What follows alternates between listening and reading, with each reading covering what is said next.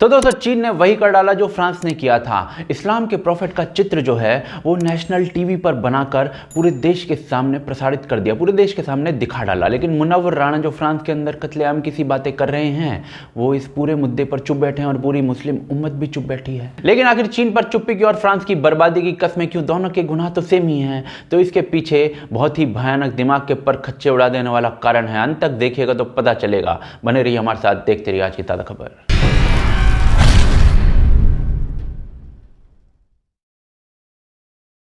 तो दोस्तों बारात के अंदर बाराती से ज्यादा लौंडा नाच करने वाले नाचते हैं, और ये बात जो है ना भारत के अंदर बिल्कुल फिट बैठ रही है। मुनव्वर राणा कहने को तो शायर हैं, लेकिन कुछ स्किल्स इनके अंदर बाय डिफॉल्ट ही आ गई हैं। कौन सी स्किल्स की बात कर रहा हूं मैं, तो ये सुनिए जरा। अगर अभी कोई शख्स मेरे बाप का कार्टून ऐसा बना दे, कोई गंदा, मेरी मां का कार्टून कोई ऐसा गंदा बना दे, तो हम तो उसको मार देंगे। तो आप समर्थन कर रहे हैं जो पूरी घटना? हम मार देंगे। ये भाई साहब जो हैं वो भारत की सरकार से साहित्य पुरस्कार प्राप्त कर चुके हैं, लेकिन वो काम करने का भी दम भर रहे हैं जो सीरिया में बैठा एक आतंकी करता है। लेकिन चलिए बड़े मियाँ को छोड़ते हैं, जरा छोटे मियाँ को सुनते हैं, सुनिए। और अगर उनके खिलाफ कोई भी गुस्ताखाना हरकत की तो हम उसका तंज करेंगे। मतलब बेशर्मी की सारी हदें पार हैं। ये छात्र हैं यूपी के राज्य में, इन्होंने ऐसे शब्द मुंह से निकाले तो यूपी की पुलिस ने मुंह में दे दिए वही शब्द।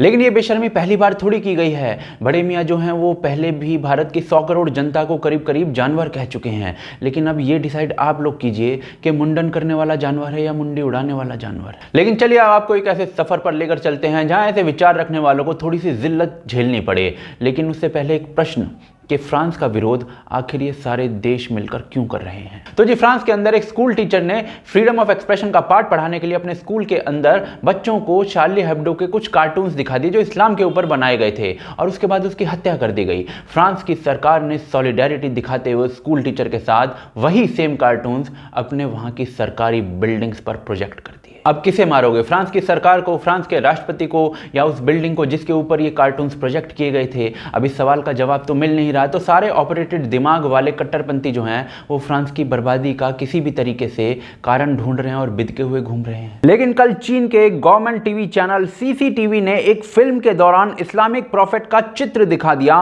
वो भी पूरे देश के सामने, वो भी स्टेट ओन्ड नेशनल टीवी पर, और उसके बाद उसे पूरी दुनिया के अंदर शेयर किया गया। मजाल जो पूरी दुनिया के अंदर किसी भी मुस्लिम देश के राष्ट्रीय अध्यक्ष की आवाज निकली हो, मजाल जो किसी कांग्रेसी ने भोपाल के अंदर रैली निकाल दी और कहा हो कि मुझे फ्रांस के राष्ट्रपति का मुंह रौंदना है, सब अपने पृष्ठभाग में मुंह दे के बैठे हैं आराम से। लेकिन ऐसा क्यों है? तो उसे जानने के लिए हमें पहले यही जानना पड़ेगा कि चीन में रहने वाले मुस्लिम समुदाय के साथ आखिर करता क्या है। तो जी जो हो रहा है ना वो सिर्फ चीन ही कर सकता है। चीन का एक प्रांत है जिसका नाम है शिनचियांग, उसके अंदर करीब करीब 1 करोड़ से ज्यादा यूघर मुस्लिम या फिर अन्य मुस्लिम समुदाय के लोग रहते हैं, और चीन के पास ये प्रांत 1949 से है। अब इस एरिया में चीन ने करीब 10 से 30 लाख यानी कि 1 मिलियन टू 3 मिलियन यूघर मुस्लिम्स को डिटेन किया हुआ है कैंप्स में। इन कैंप्स का नाम रखा हुआ है एजुकेशनल कैंप्स। एजुकेशन के नाम पर कम्युनिस्ट प्रोपेगेंडा थोपा जाता है और शी जिनपिंग को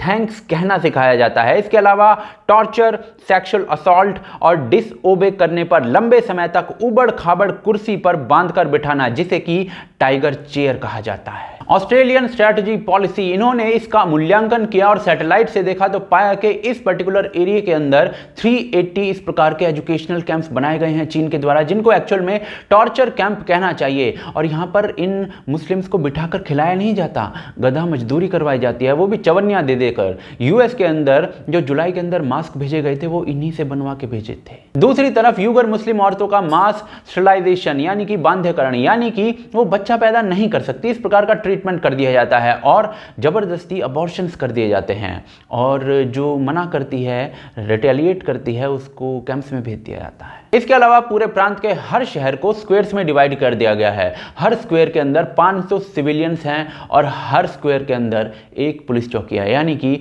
500 सिविलियंस के ऊपर एक पुलिस चौकी है, और हर गांव के अंदर भी एक पुलिस चौकी है। जगह जगह सिक्योरिटी पोस्ट हैं जहां सिविलियंस को आइडेंटिटी कार्ड स्कैन करना है ताकि ताकि मूवमेंट नोटिस की जा सके उनकी। बाकी सबके डीएनए सैंपल्स ऑलरेडी कलेक्ट कर लिए गए हैं, सबके फोन्स पर कब्जा करके उनकी इंफॉर्मेशन डाउनलोड की गई और उसके बाद यहां के पासपोर्ट जो हैं लोगों के वो भी कब्जा कर लिए गए ताकि यूगर मुस्लिम्स जो हैं वो बाहर ना जा सकें। चीन के बाहर रहने वाला यूगर मुस्लिम डायस्पोरा इस मुद्दे के ऊपर कुछ नहीं बोलता, क्योंकि यदि वो बोलेंगे तो चीन के अंदर रहने वाले यूगर मुस्लिम्स के ऊपर अंगारे बरसेंगे। दूसरी तरफ चीन के अंदर जो यूगर मुस्लिम्स रह रहे हैं उनके बुर्का पहनने, उनके दाढ़ी रखने, इन सब चीजों पर भी बैन लगा दिया गया है। कुछ मुस्लिम्स नाम रखने तक पर भी बैन लगा दिया गया है। दूसरी तरफ चीन की जो सरकार है वो इस कम्युनिटी के अंदर स्मोकिंग और ड्रिंकिंग को प्रमोट कर रही है। इसके अलावा pair up and become family नाम की एक चीज वहां पर इजाद की गई है। उसके अंतर्गत जो वहां की हान कम्युनिटी है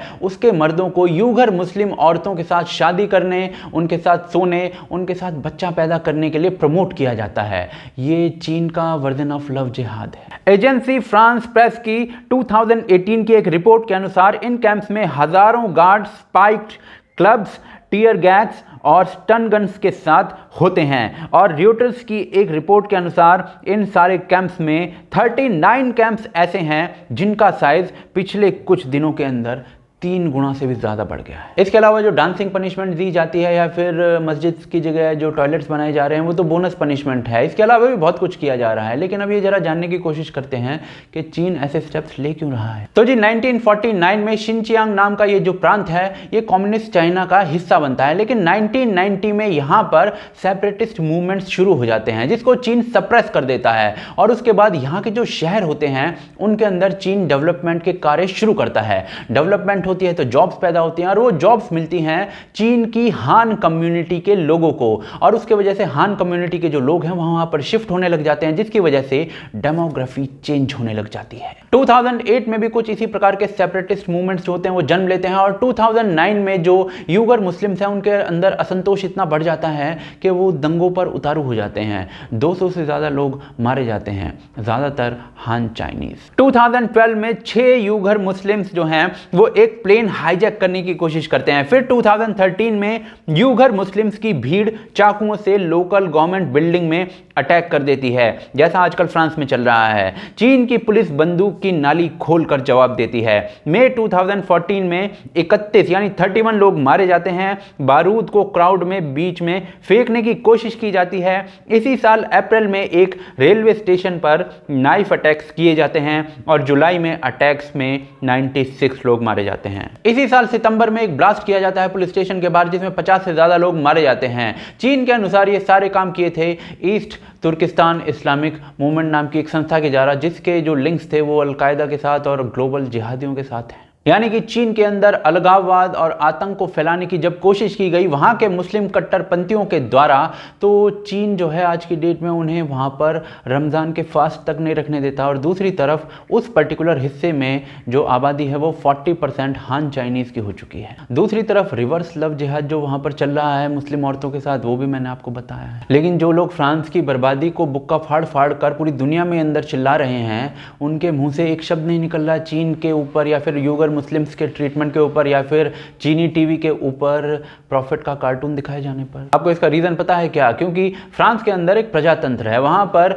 एक आतंकवादी तक को भी बोलने और क्रिटिसाइज करने की आज़ादी दी गई है। लेकिन ये काम यदि ये चीन के अंदर करेंगे ना तो इनको भी पता है कि क्या होने वाला है और इसीलिए सारे बेशरम आज की डेट में चुप हैं। लेकिन कुछ बेशरम जो हैं वो अपनी सारी हाइट्स पार कर जाते हैं। ये देखिए। What's your stance on China's treatment of Uyghur Muslims?